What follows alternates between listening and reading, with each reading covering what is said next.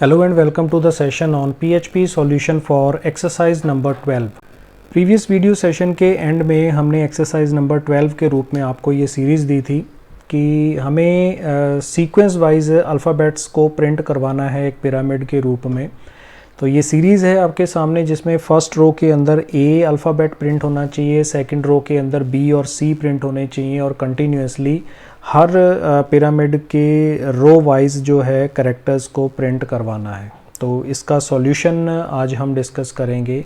I hope कि आपने भी इसका सॉल्यूशन बना लिया होगा, तो फिर भी हम इसके बारे में डिस्कशन करेंगे कि यहाँ पर हमारे पास प्रीवियस एग्जांपल के अकॉर्डिंग या प्रीवियस वीडियो सेशन में हमने जो डिस्कशन किया था, जिस पिरामिड को हमने बनाया था, उस पिरामिड के साथ रिलेटेड ये एक्सरसाइज आपको दी गई थी। जस्ट एक छोटा सा चेंज था जिसको करने के बाद आप इस रिज़ल्ट को एक्सेस कर सकते हैं और उसको हम डिस्कस करते हैं कि ये चेंजेस हमें क्यों करने पड़े।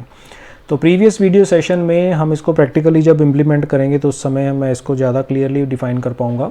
तो यहाँ पे हमने लूप वही रखा है और प्रीवियस एग्जांपल में या प्रीवियस वीडियो सेशन में हमने जो पिरामिड बनाया था अल्फ़ाबेट्स का, उसमें हमने इस CH अल्फ़ाबेट वेरिएबल को इस आउटर लूप और इनर लूप के बीच में डिक्लेयर किया था और इसको हमने 65 रखा था। तो ये इसलिए किया गया था ताकि जितनी बार भी ये लूप इनर लूप टर्मिनेट होके बाहर वाले लूप से वैल्यू लेकर आए तो वो हर बार 65 से ही उसको शुरू करे। तो उस 65 वैल्यू को हर बार स्टार्टिंग वैल्यू देने के लिए हमने उसको इनर लूप में यूज़ किया था। बाकी के प्रोग्राम में कोई चेंजेस नहीं है, जस्ट इसको स्टार्टिंग में इनिशियलाइज़ कर देंगे तो हमें ये रिज़ल्ट मिलेगा।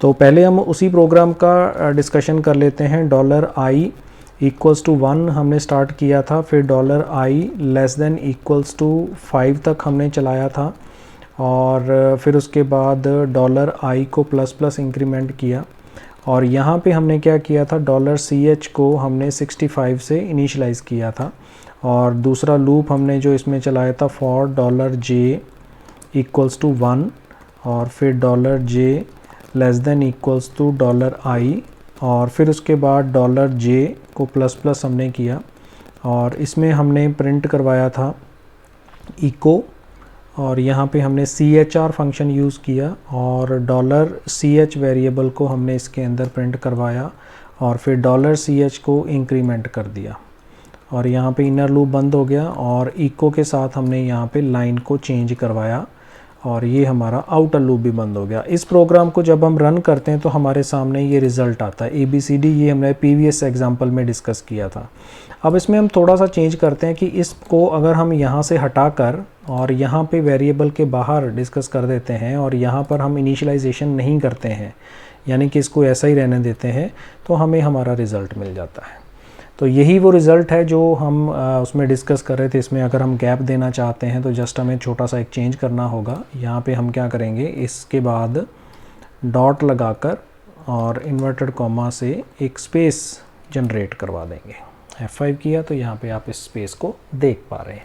तो ये हमारा आउटपुट था जो हमने इसके अंदर डिस्कस किया है। तो ये छोटे छोटे चेंजेस अगर हम इसमें करते हैं तो उन चेंजेस की हेल्प से पिरामिड में और आउटपुट में क्या चेंजेस आते हैं ये देखने के लिए ही हम अलग अलग तरह के एग्जांपल्स को डिस्कस कर रहे हैं और मैक्सिमम हम एक्सरसाइजेस भी आपको दे रहे हैं ताकि आप भी उसको प्रैक्टिस कर सको कि अगर इस पिरामिड को हमें ऐसे बनाना हो तो इसमें क्या चेंजेस हमें करने होंगे।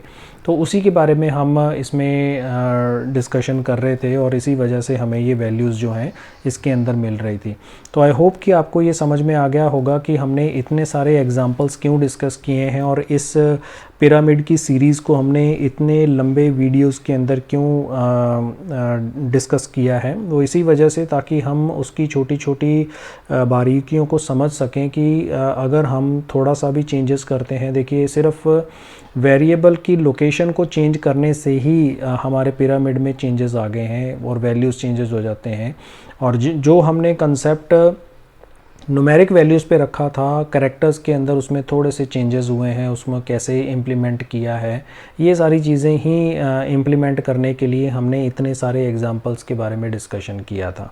तो आई होप कि आपको ये पिरामिड सीरीज़ के जो वीडियोस हमने डिस्कस किए हैं पॉजिटिव नेगेटिव अलग अलग टाइप्स के जो चारों टाइप्स के हमने नेस्टेड लूप कंस्ट्रक्ट डिस्कस किए हैं वो सारे आपको अच्छी तरह से क्लियर हो गए होंगे। पिरामिड्स की नई सीरीज़ और नए तरह के पिरामिड्स बनाने का कंसेप्ट भी पीएचपी के अंदर आपका क्लियर हो गया होगा। नेक्स्ट वीडियो सेशन में हम एक नए टॉपिक के साथ एक बार फिर हाजिर होंगे। तो इस वीडियो में फ़िलहाल इतना ही। Thanks for watching, keep on learning with us, stay tuned for upcoming videos and always stay blessed.